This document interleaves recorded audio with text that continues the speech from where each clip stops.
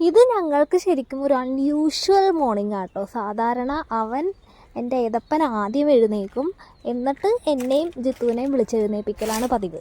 നേരം വെളുത്തമ്മ, നേരം വെളുത്തമ്മ, എഴുന്നേക്കമ്മ, ചായ വെക്കമ്മ, ചോറ് വെക്കമ്മ എന്നൊക്കെ എൻ്റെ മോനാണ് പറയുന്നത്.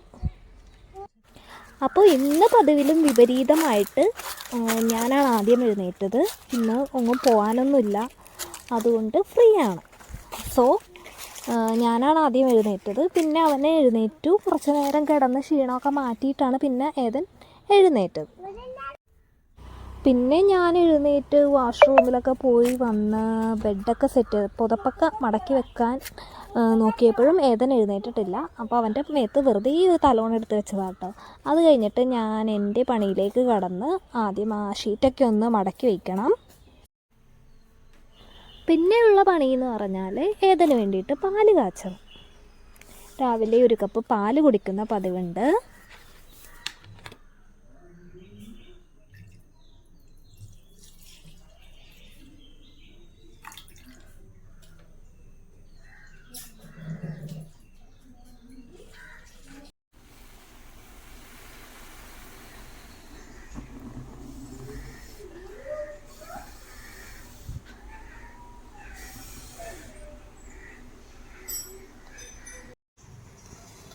മിക്കടെ വേസ്റ്റ് എന്തേ? ബ്രഷ് എന്തിയെ? അമ്മടെ എന്തിയെ? അമ്മടതാ പേസ്റ്റ്. അപ്പട കൊടുക്കും.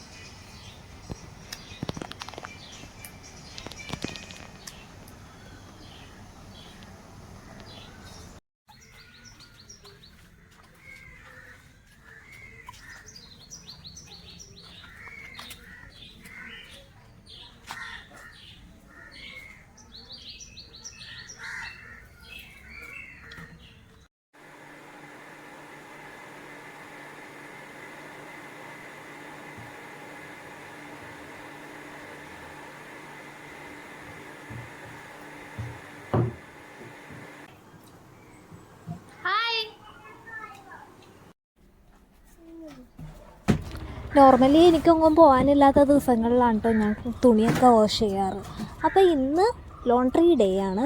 ഒത്തിരി തുണികൾ വാഷ് ചെയ്യാനുണ്ടായിരുന്നു. അപ്പോൾ അതൊക്കെ പെറക്കി കൂട്ടി മെഷീനിലിട്ട് കറക്കിയെടുത്തു.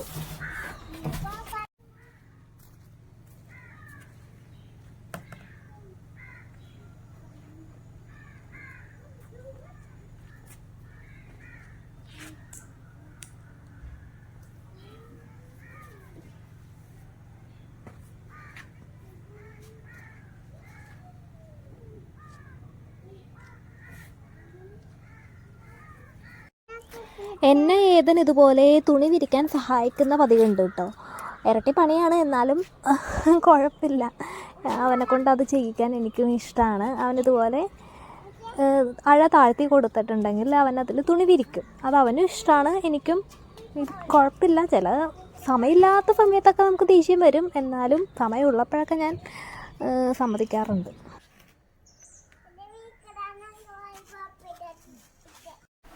ഇന്ന് പതിവില്ലാതെ ഏതപ്പൻ 10 മണി കഴിഞ്ഞപ്പോൾ തന്നെ ഉറങ്ങി കേട്ടോ. സാധാരണ ഉച്ചയ്ക്ക് ചോറൊക്കെ കഴിച്ച് കഴിഞ്ഞിട്ടാണ് ഉറങ്ങാറ്.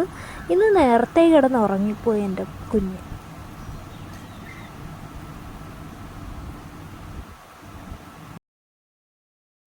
അപ്പോൾ ഏതപ്പൻ എഴുന്നേൽക്കുമ്പോഴത്തേക്കും കൊടുക്കാൻ വേണ്ടിയിട്ട് അവന് ഫ്രഞ്ച് ഫ്രൈസ് ഉണ്ടാക്കാമെന്ന് വെച്ചു. ഫ്രഞ്ച് ഫ്രൈസ് അവന് ഇഷ്ടമാണ്. ഫ്രഞ്ച് ഫ്രൈസും ചോറും കൂട്ടി ആയാലും അവൻ കഴിച്ചോളും. അപ്പം ഞാൻ ഫ്രഞ്ച് ഫ്രൈസ് ഉണ്ടാക്കുന്നത് എങ്ങനെയാണെന്ന് ഞാൻ പറയാം കേട്ടോ. ജസ്റ്റ് ഒന്ന് പറയാം, അത് കഴിഞ്ഞിട്ട് നമുക്ക് കാണാം. ഓക്കെ, അപ്പം ഞാൻ ആദ്യം ഫ്രഞ്ച് ഫ്രൈസിന് വേണ്ടിയിട്ട് ഉരുളക്കിഴങ്ങ് ഇതുപോലെ കട്ട് ചെയ്തെടുത്തിട്ട് ഒന്ന് ബോയിൽ ചെയ്തെടുക്കും കേട്ടോ.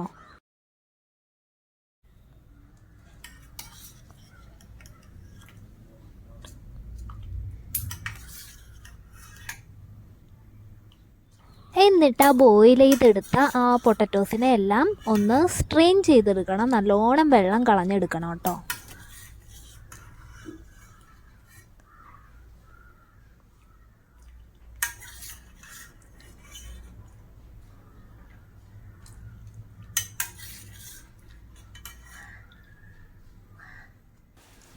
വെള്ളം നല്ലോണം പോകാൻ വേണ്ടിയിട്ട് ഇതുപോലൊരു കോട്ടൺ തുണിയിൽ നമ്മുടെ ഉരുളക്കിഴങ്ങിനെ എല്ലാം ഇട്ടിട്ട് അതൊന്ന് തുടച്ച് വെള്ളം എല്ലാം ഒന്ന് ഒപ്പിയെടുക്കണം. അപ്പോൾ വെള്ളമെല്ലാം നന്നായിട്ട് പോവും. അതിന് വേണ്ടിയിട്ടാണ് ഇങ്ങനെ ചെയ്യുന്നത്.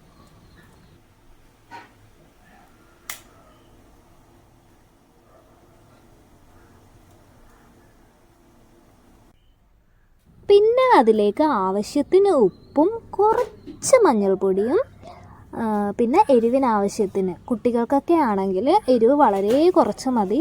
അപ്പോൾ അതിന് എരിവിനാവശ്യത്തിന്, അത് ഓപ്ഷണലാണ്, ആവശ്യമെങ്കിൽ മാത്രം കുറച്ച് മുളക് പൊടി ചേർക്കാം.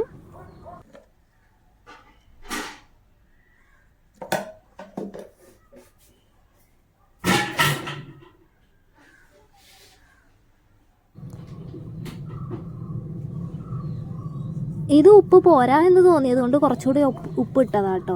അതിനുശേഷം എല്ലാം കൂടി നന്നായിട്ട് മിക്സ് ചെയ്യാം.